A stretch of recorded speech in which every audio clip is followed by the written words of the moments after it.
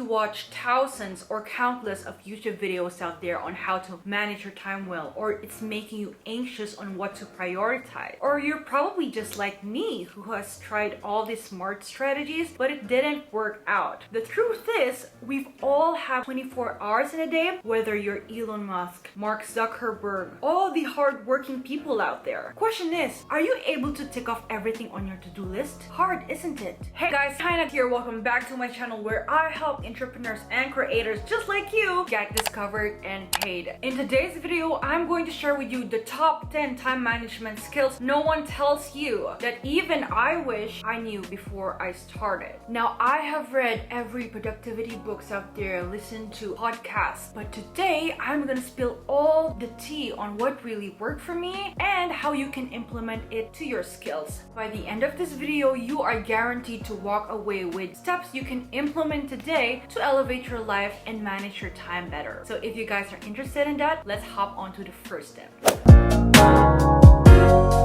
The first step that I'm going to share with you today is called Parkinson's Law. Parkinson's Law is basically expressed as work expands so as to fill the time available for its completion. If something must done in a year, it'll be done in a year. If it must be done in 6 months, then it will. So how can you apply it to your life? Say today, I'm filming a YouTube video and I allotted a schedule in my calendar. I will be filming for only 3 hours. So the same result applies if I were to film this video for 5 hours long. It just equates to one video alone. Whereas if I tell myself that I'm going to film this video for only 3 hours, then I can move on to the next task as quickly as possible.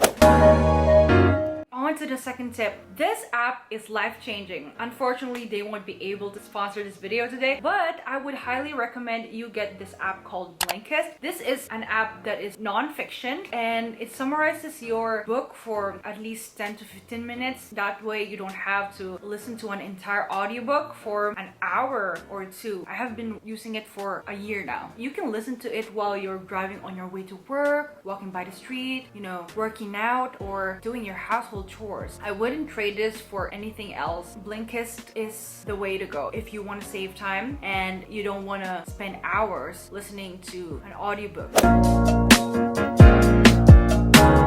The third method that I have for you is called time blocking. Time blocking is one of the most powerful ways to have a bird's eye view of what your daily tasks would look like. So the way it works is I will block on my Google Calendar. Let's say I have to film a YouTube video for today, so I will block it from 8 a.m. until 12 p.m. And after that, I can block from 3 p.m. to 5 p.m. if I have any clients or meetings after that. It's incredible how you can just manage your time well and have a bird's eye view of what your weekly tasks would look like. Just a word of advice though, you don't want to overdo your Google Calendar. I would suggest just add doing nothing in your Google Calendars just for some ease of flow. However, there are some times that we have an emergency or we forget to add things in our to-do list. So the beauty of having Google Calendars is you can just move things around, or you can add it to next week if it really isn't a priority. There are plenty of apps out there that is as amazing as Google Calendars, but the beauty of it is that it's free and I highly recommend you use those.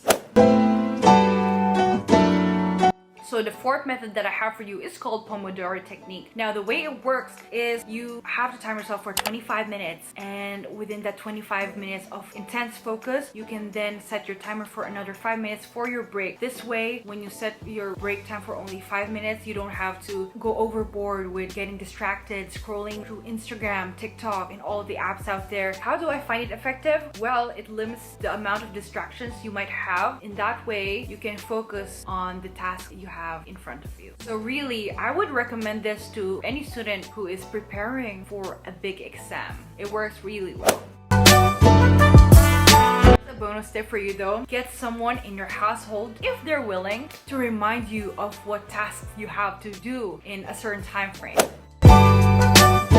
Moving on to the next tip, my favorite, the 3S method. So can you guess which one is the first? Speed, watching. Speed watching has been an incredible lifesaver, life hack actually. It has honestly saved me loads of time. I am that type of person who just want to get straight to the point. You may want to go to YouTube and find the settings button. Here you will find whatever speed you feel comfortable watching. So for me, I use the 2x speed because I've gotten used to it. You may want to try 1.5 speed first before going fast. The second S stands for speed typing. Now, back in high school, whenever I was given like an HTML or something to code during computer class, my teachers and classmates would stare at me.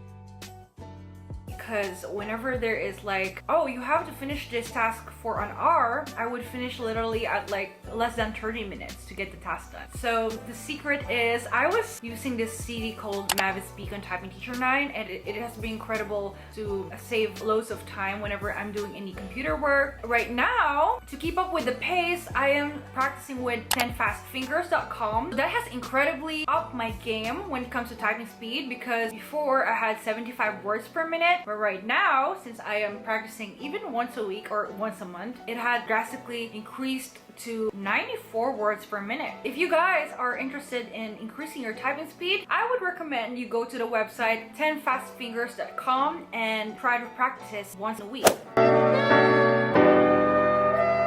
So the third S stands for speed reading, and I got the idea from this book called The 4-Hour Workweek by Tim Ferris, and it's incredible how he would use speed reading to read tons of books. Now there are a bunch of courses out there like Udemy or Skillshare if you may want to tap into it, but you may ask, how is speed reading going to increase my productivity in time management? Did you know that reading is one of the most common habits of highly successful people? As Warren Buffett says, read 500 pages a day, not for fun, but to improve yourself 1% a day. Imagine reading for at least 30 minutes in a day. That would increase your odds of improving by 1% within 365 days, which is in a year.